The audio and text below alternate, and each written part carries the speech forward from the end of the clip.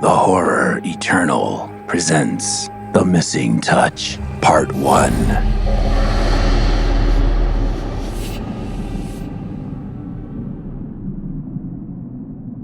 I woke suddenly to my snooze alarm one too many times. I was late, not, oh shit, I'm fucked late, but the kind of late where you're sweating every delay on the ride in to work. Shaved, showered, and threw on my clothes in under 5 minutes. Grabbed my bag and headed for the door just as my wife Carol walked in. Her eyes met the pained look on my face. "Every time," she said, shaking her head with a disapproving smirk. "Every time," I repeated. We made playful kissy faces at each other and I scooched around her and out the door. I half stumbled down the steps, then fast walked across the courtyard and out the gate to the parking area. As I stepped up to my car, I already knew, hand in pocket, confirmation. I'd left the fucking keys upstairs. "Fuck!" I exploded, then self-consciously looked around to see if there was anyone to hear me. Fortunately, I was in the clear. Punched in the key code at the gate, suffered the interminable lag between dial and buzz for the lock to open, fast walked back across the courtyard, high-stepped up to the second floor, and fortunately the door to my place was still unlocked. Not that it should have been. Carol needed to stop doing that. The keys were right where they belonged, on the table in front of the door. I didn't see Carol, the unlocked door on my mind, probably in the bedroom. I felt compelled to say something about my stupid mistake and the door being left unlocked again, so I stepped back to our room, but she wasn't there either. Bathroom was dark as well. Where the hell did she go? This was just taking more time, so I abandoned my mission and headed back to the door and locked it behind me. Repeated my trek back to the car and finally got underway. The drive into work was a fit of aggravation and despair, but I made it on time, plus or minus a few minutes. Spent most of the morning putting together presentation folders for a meeting scheduled for right after lunch, printing out and collating reports. "Why can't we just email these reports again?" I asked Jasmine, a coworker on the same accounts, when she stopped by for a moment to see how it was coming along. "'Cause Teddy's old. He likes meetings and paper. Lots of paper. You know that." "Man hates trees," I added, never one to let an obvious jab go unspoken. When the reports were done, I spent the rest of the morning fucking around online and pretending to be busy. "Mr. Harris, I need to speak to you in my office," a voice boomed, sending all the alarms in my fuck-off meter into chaos. I was always careful to face forward to my computer and not look too relaxed when I wasn't really doing shit. As the voice erupted, I was suddenly aware I'd let my guard down, scrolling Instagram on my phone with my head resting on one hand and my back turned to the door. Of course, the second I heard the voice, I knew who it belonged to. Jed Vincent, one of the managers I reported to and the kind of guy who took great satisfaction in using his position to torment others. Catching me with my dick in my hand was the kind of thing he lived for, and the shit-eating grin on his face drove that home. His eyebrows were raised to his forehead in a mocking expression of interest. "Anything good I should know about?" My response came in a stilted tone, a self-conscious attempt to cover up breaking down my confidence mid-sentence. "Oh, that.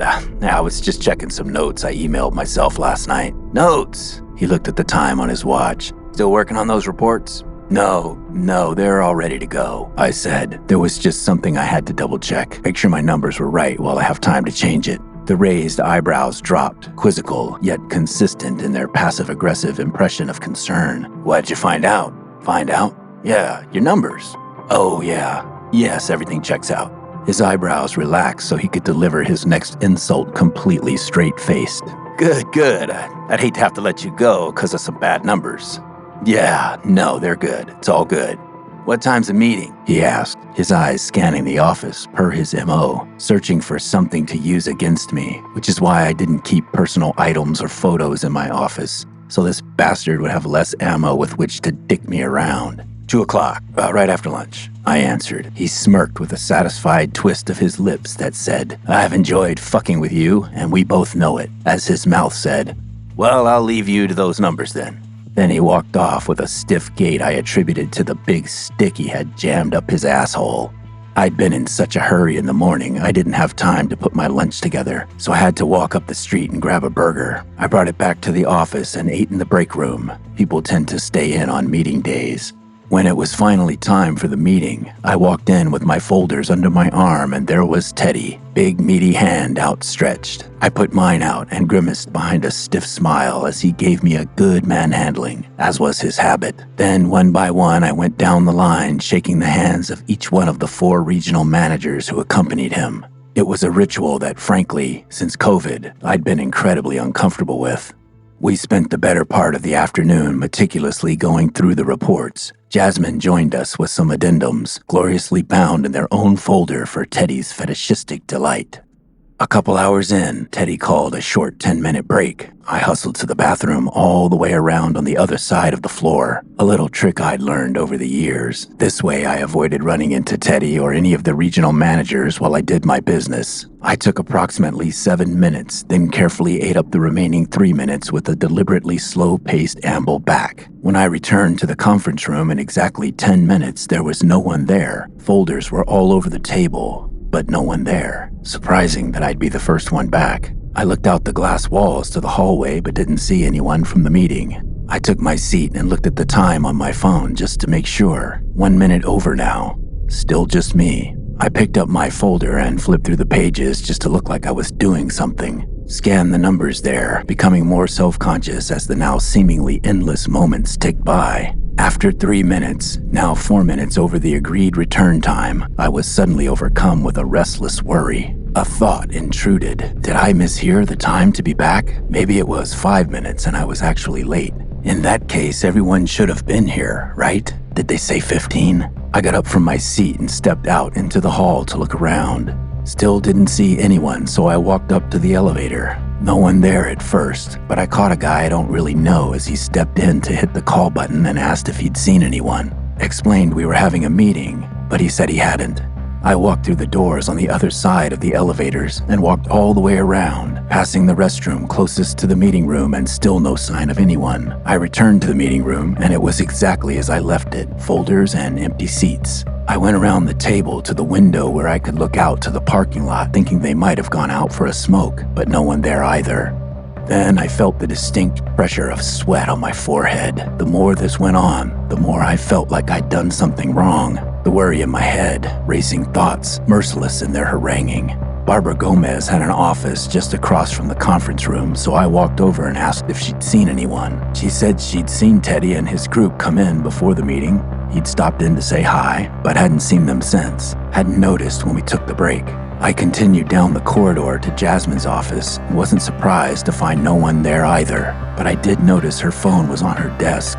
I knew she never brought it to meetings, which led me to believe that wherever they'd gone, they hadn't left the building. At this point, the meeting was supposed to have reconvened 20 minutes ago. There had to be an explanation, I'm sure. But sitting around, worrying, wasn't going to help, so I went back, collected the folders, and went to my office. The last 2 hours of the day ticked off the clock, time stretching out on the event horizon of a black hole of anxiety. No one ever came back.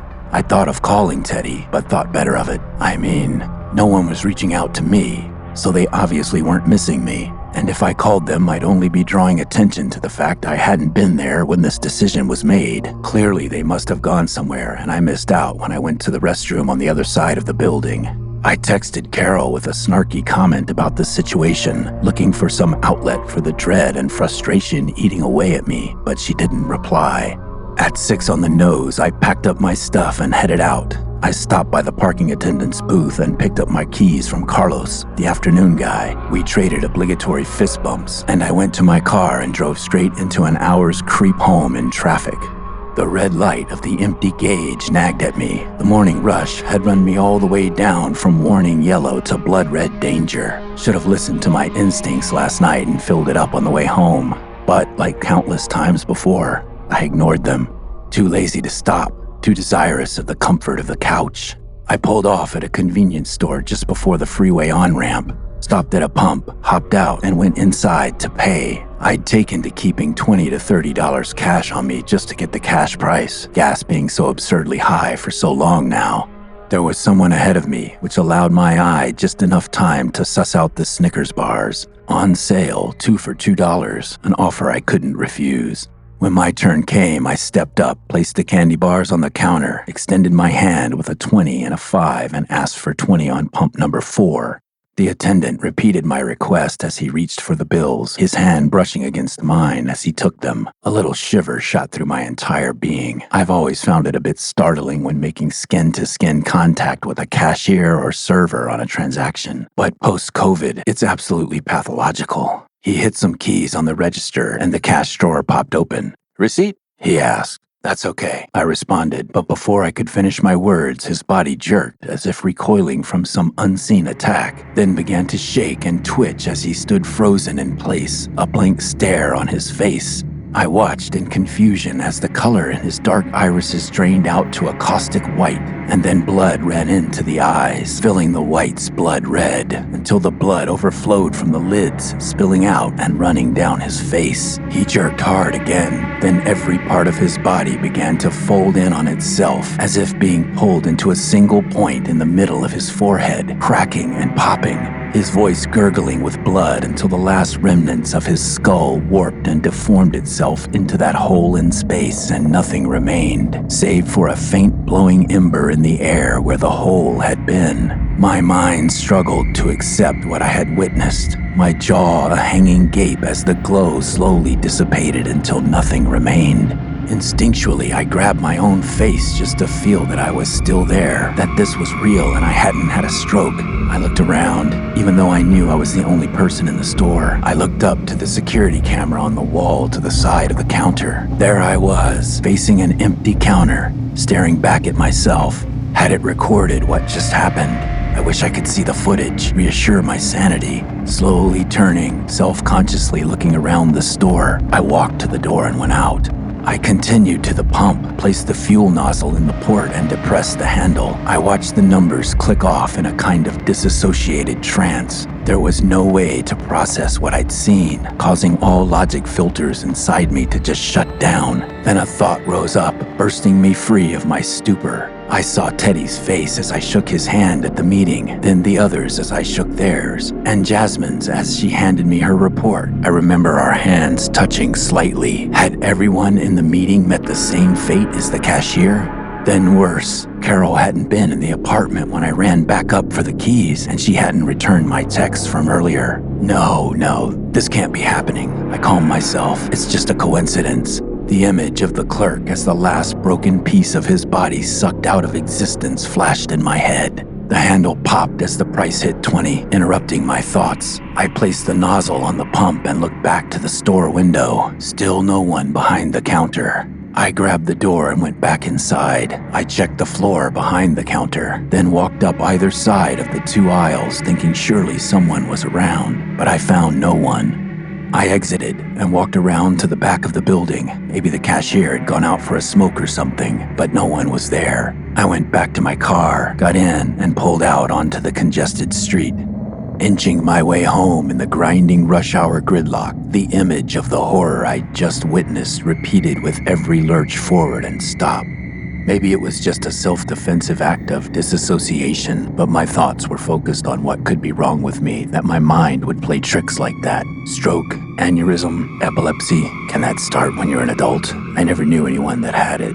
The creeping flow of traffic allowed me to do some research on my phone, but I didn't find anything even close to what I'd experienced. The closer I got to my exit, the images in my head gave way to thoughts of Carol. Still hadn't heard back from her, which, in all honesty, wasn't that unusual. I feel like I obsessively answer her texts the moment I get them, but when I send one, there's either an interminable wait or no response at all. But when we're hanging around the house, she's always intimately involved in some conversation on her phone, one that I usually receive a blow-by-blow report on. But when I text, crickets. By the time I exited the freeway and traversed the 2 blocks to the apartment, worry was having its way with me. Anxious sweat formed on my brow. What was I going to do if I got home and she wasn't there? My thoughts persecuted me with images of Carol's body impossibly mashing in on itself, becoming a pulpy mass as it was sucked through a pinpoint in space. Approaching the carport in the alley behind our building, my heart skipped as Carol's car came into view in its place next to mine. The sight hit me with worry. If I'd accidentally grazed up against her on my way out in the morning and she'd suffered the same fate as the cashier, then it would make sense that her car was here. I pulled into my parking spot, sat for a few minutes, clutching the wheel and pressing my forehead against it with my eyes shut tight, reassuring myself that everything was okay. She was fine. It was me. I was going crazy, but she was just fine. I crossed the courtyard to the staircase and trotted up to the second floor. There were no signs of anyone inside as I stepped past the front window to the door. I fumbled with the lock, trying to get the key in the hole. Nerves on vibrate, turned the lock, and pushed the door open on a dark and empty room. No Carol. I hit the light switch and scanned for signs she'd been there since I saw her in the morning. Her keys maybe, anything. There was a throw blanket crumpled up on the back of the couch. Seemed to stand out, but maybe I hadn't noticed it in the morning. I went over to the bedroom door. It was closed, so I opened it and found another dark room staring back. Checked the bathroom. Same. Nothing. No sign and no Carol. I let out a big sigh, flipped on the lamp, and slumped onto the bed. I looked at my phone. Still no reply to my earlier text, so I shot off another. Home. Where'd you go? Tension racked my body. My back hurt. I fell back on the mattress and tried to relax. I stared up at the ceiling. It was quiet, just random noises from the street. A dog barking, a kid yelling, a passing car. Then my eyes drifted down the wall to my side and landed on the dresser. Staring right at it, I didn't see it at first. My thoughts and what my eyes took in disconnected by worry. But a lucidity snapped back into place as I realized I was looking at Carol's panty drawer. It wasn't fully shut, and some of her underwear were hanging out. Not necessarily strange, but it did hint that she might have actually been here since I saw her in the morning. I sat up and walked over to adjust the linens and close the drawer. I wasn't really thinking. It was just something of purpose to do while my mind raced and I waited. Looking into the drawer, I noticed something was missing. A black pair of thong underwear with a conveniently placed opening Carol called her sex undies were missing. I'd gone to the drawer and pulled them out many times to initiate a little fun when I wanted to get Carol's mind thinking in that direction. They were always easy to find since the rest of her boudoir was primarily white or light colored, and she kept the sex thong tucked to the side right at the top. This was a wrinkle, as there really wasn't any other explanation for missing sex undies than sex. I felt around to see if they'd been pushed down to the bottom, but found nothing. Suddenly, there was a familiar jingle at the door and the sound of the key turning in the lock. A jolt of relief and guilt hit me all at once. I left the drawer as it was and quickly moved to the front room to find Carol coming through the door. She greeted me with a lazy smile. "Hi, honey." As she closed and locked the door, I could feel myself doing this sarcastic pantomime thing I always do that tries to subvert my actual irritation with some kind of physical levity. Honestly, I hate myself when I do that shit. Don't know where I picked it up. "I texted you." She carried the smoothie in her hand into the kitchen and put it in the fridge. "I saw. I just figured I would be back in a few minutes, and here I am." She made an unaggressive yet condescending fake smile. "This afternoon I texted you." "Oh, right. I saw it. I was in bed to take a nap and I passed out." She yawned. "I'm so tired." "Where'd you go?" "To get the smoothie you just saw me put in the fridge." "Why do you keep walking up there after dark? You know this neighborhood's fucked up. One of these days you're gonna disappear like Armando's friend and no one will ever see you again." "Okay, Mom." "I'm serious." "So what happened? Did you ever find out where everyone at the meeting went?" She changed the subject as she took a seat at the table and started looking at her phone. "No, I didn't. I didn't hear from anyone. Even Jasmine hadn't come back by the time I left." "What do you think happened?" she asked, eyes never leaving the screen. "No fucking idea. It's fucking weird. Can't be good, I'll tell you that." "Why don't you call Jasmine now and ask?" I thought for a moment, considering. Yeah, that's a good idea. I'll do that." I stepped back into the bedroom and took out my phone, opened to Jasmine's contact and hit call. Waited. Finally, the ringback tone clicked on, 5 long rings before voicemail picked up. I clicked off the line. Maybe she was busy. I decided to send a text as well. "Hey, call me about the meeting, or text me back. Thanks." I hit send. I waited for a minute, staring at the text blankly for a reply, but there was nothing.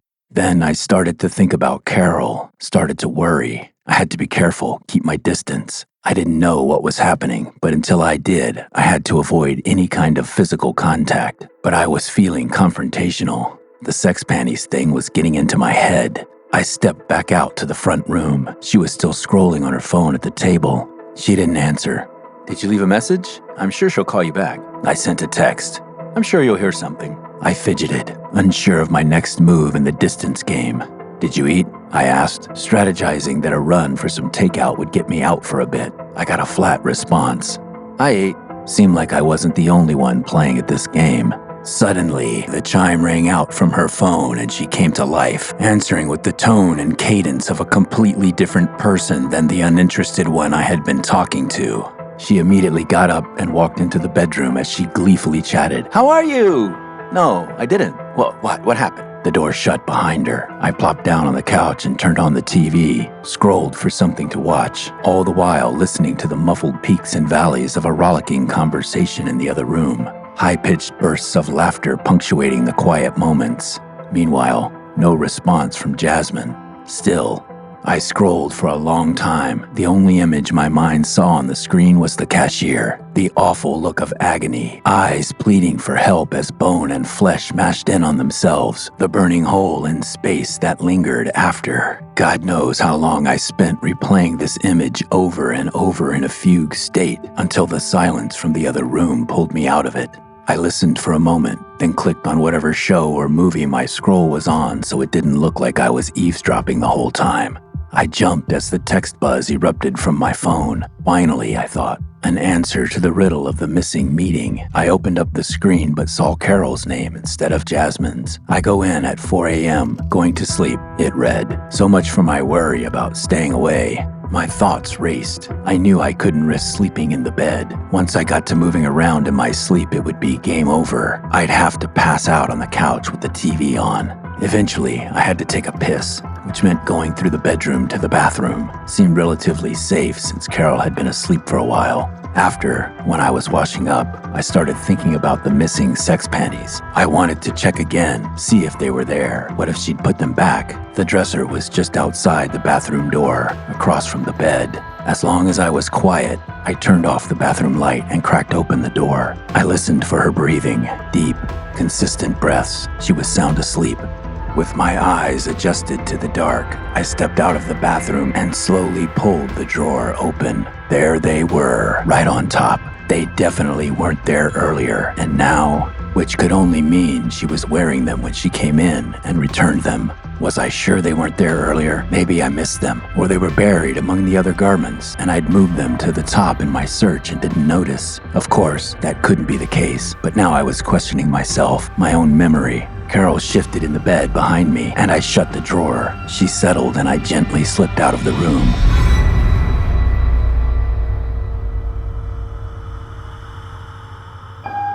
If you have enjoyed this program, please like, review, and share. Spread the word.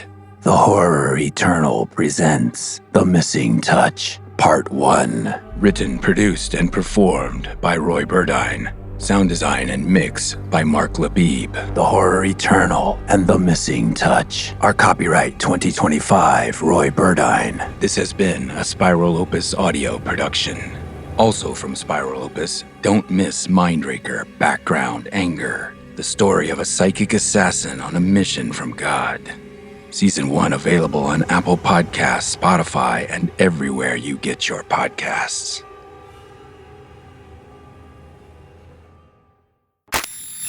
Monster Forge. We make monsters.